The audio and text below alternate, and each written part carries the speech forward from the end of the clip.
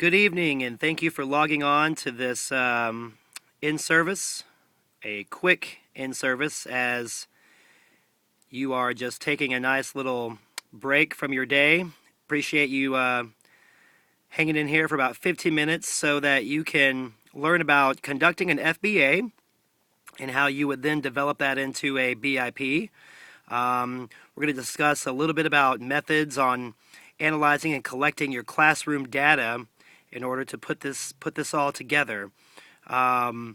So let's go ahead and get started, since you don't have too much time this afternoon.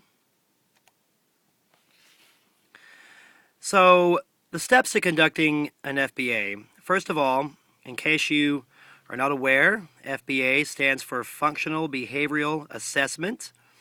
And of course, the purpose of this is to determine the purpose of why a student is acting out. If you're, for example, if you are a teacher and you have a student that is showing some delinquent behaviors, some maladaptive behaviors, some ones that are distracting or disrespectful, as this goes on for quite some time, or maybe you are maybe that student you're thinking of referring to them to the school counselor, or referring them to the school psychologist, it is very likely, if they qualify for special ed under the conditions of IDEA, that an FBA will be conducted. And it's very important as a teacher to kind of know how that process works as well too. So once again, we're talking about the FBA is you're trying to figure out why a student is engaging in a certain behavior that is a reoccurring behavior over and over again. Because if it wasn't a behavior that was reoccurring, then it wouldn't obviously be a problem. So you as the teacher need to know exactly why this is happening. Once through all your data, you think you have an idea of why this student is engaging in such a behavior, then the next best thing to do is, of course, naturally, you're going to develop a hypothesis based on the data that you've collected. Form a hypothesis considering why exactly this student is doing what he or she is doing. So let's move on down. When we were talking about gathering data to create the FBA, I'm referring to the ABC approach. And of course, ABC meaning antecedent, behavior, and consequence. The antecedent is basically the setting. What is this? Where is the student prior to the behavior? What is that student doing? It's the events that are leading up to the behavior that you are trying to figure out, of course.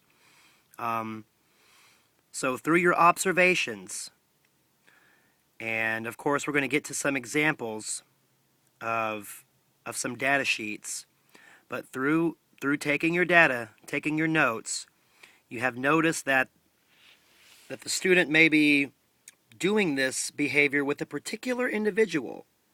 Maybe it's while a particular student is present. Maybe it's only happens in PE or other specials. So that those are some examples of just the antecedent, the setting, what precedes the targeted behavior. Then you want to very precisely define this particular behavior that you're trying to, that you're doing the FBA for. So you want to operationally define this behavior. How often is it happening? The frequency, the duration, how long is it happening? And once again, we're going to get to an example on a sheet, on a data sheet, that you can fill all these out. So, of course, next, is consequence. Now, of course, when you think of consequence, you might be thinking, what consequence are you as the teacher doing when this behavior occurs? Like giving them time out, sending them to the office. That isn't exactly what we're talking about when we speak of consequence. Rather, we're speaking of, this is the gratification that the student is experiencing following the behavior. And of course, that gratification that the student is getting is leading to the recurrence of that behavior over and over again, therefore meaning that the behavior is a problem because of its reoccurrence. For example, perhaps after this behavior occurs, whatever the behavior is, it makes his whole or her entire class laughter. So maybe the student loves making his or her peers laugh. So the consequence would be, the laughter that the student is getting, from his or her peers. Perhaps they enjoy that. And so if that's the case, that student is most likely, again, to engage in that silly behavior because he or she knows that the students are going to laugh at them.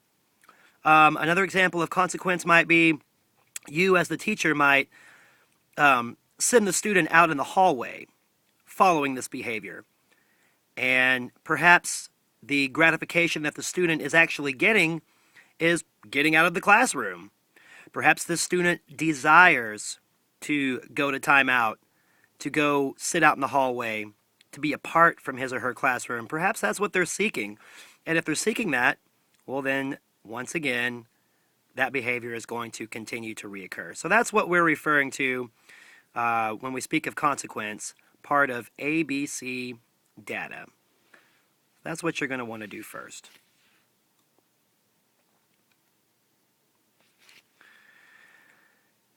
This is a two-part slide, and I apologize for this being so small. And of course, any time during this presentation, you are obviously more than welcome to press pause, take notes, do what you have to do. I will try to zoom in here. Of course, you're going to have the student's name. Sources of data.